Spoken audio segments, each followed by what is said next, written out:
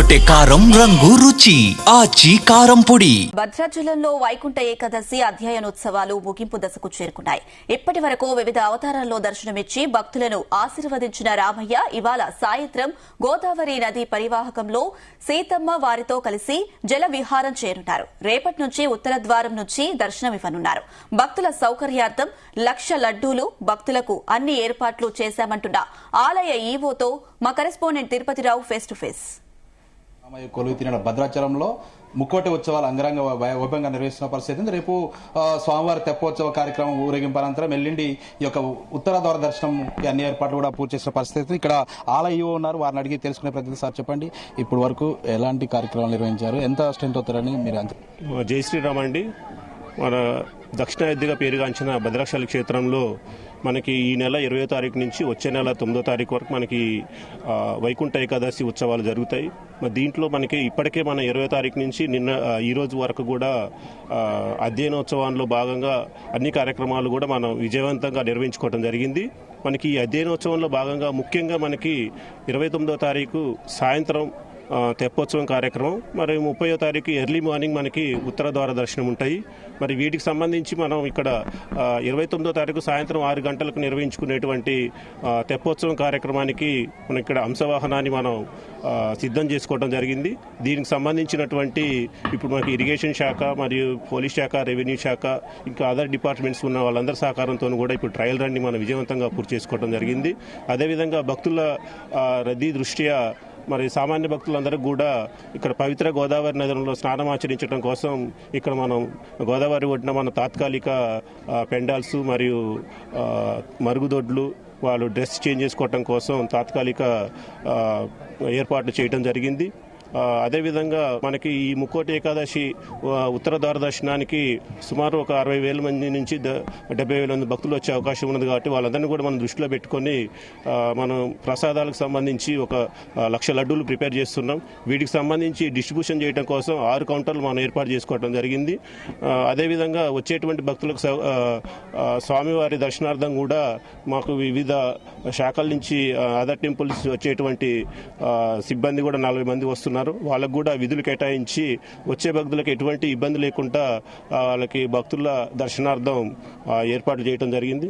కావున భక్తులు ఈ యొక్క సౌకర్యాలు ఇవన్నీ కూడా వినియోగించుకొని ఆ స్వామివారి కృపకు పాత్రలు కావాలని కోరుచున్నాను. జై శ్రీరామ్. ఇప్పుడు ప్రజెంట్ మనకి ఎన్ని సెక్టార్లు ఏర్పాటు చేశారు, ఎంతవరకు ఆన్లైన్ కానీ ఆఫ్లైన్ కానీ ఎన్ని టికెట్లు అమ్ముడుపోయాయి, మీరు అసలు మామూలుగా ఎంత అంచనా వేస్తున్నారు?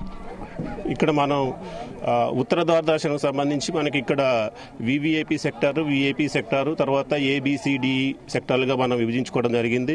అక్కడ సుమారు 4,000 మంది ఏర్పాటు చేయడం జరిగింది. దీంట్లో మనం ఇప్పటికే వాటికి సంబంధించినటువంటి ఆన్లైన్లో ఒక 75% టికెట్స్ అక్కడ ఏర్పాటు చేసుకొని సేల్ చేయడం జరిగింది. ఇక్కడ మనం భద్రాచలం లోకల్ పీపుల్ వాళ్ళందరినీ కూడా దృష్టిలో పెట్టుకొని చేయడం జరిగింది. అది టెంపుల్ దగ్గర, తర్వాత మన బ్రిడ్జి పాయింట్, తర్వాత ఆర్డీఓ ఆఫీసు అక్కడ కూడా ఏర్పాటు చేయడం. అంటే ఓవరాల్ గా మీకు టికెట్లతో పాటు పబ్లిక్ కాకుండా అంటే టికెట్ కి సంబంధించినవి కాకుండా మీరు ఎంత స్ట్రెంత్ వచ్చే అవకాశం ఉందని అంచనా వేస్తున్నారు? అదే మనం సుమారు మరి గత వైకుంఠ ఏకాదశి మనకి 40,000 నుంచి 50,000 మంది వచ్చారు. మరి ఈసారి మేము 60,000 నుంచి 80,000 వరకు వచ్చేది ఎక్స్పెక్ట్ చేస్తున్నాం.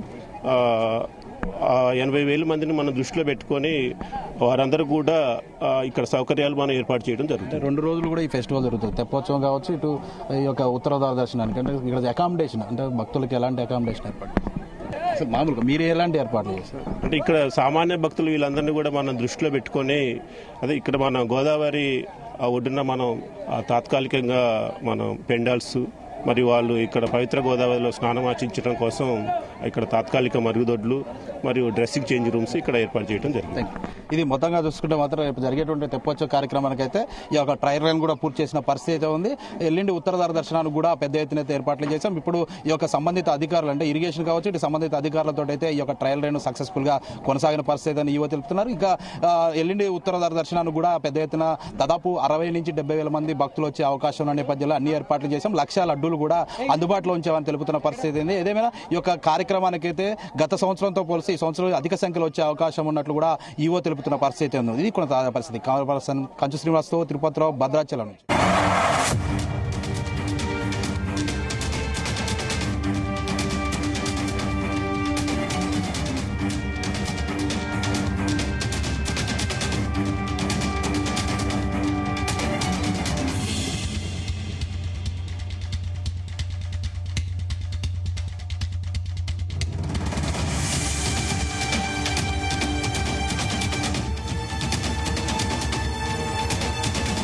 గుమగుమల వంటలే వంటలే తెరకొట్టే కారం రంగు రుచి ఆచి కారం పొడి.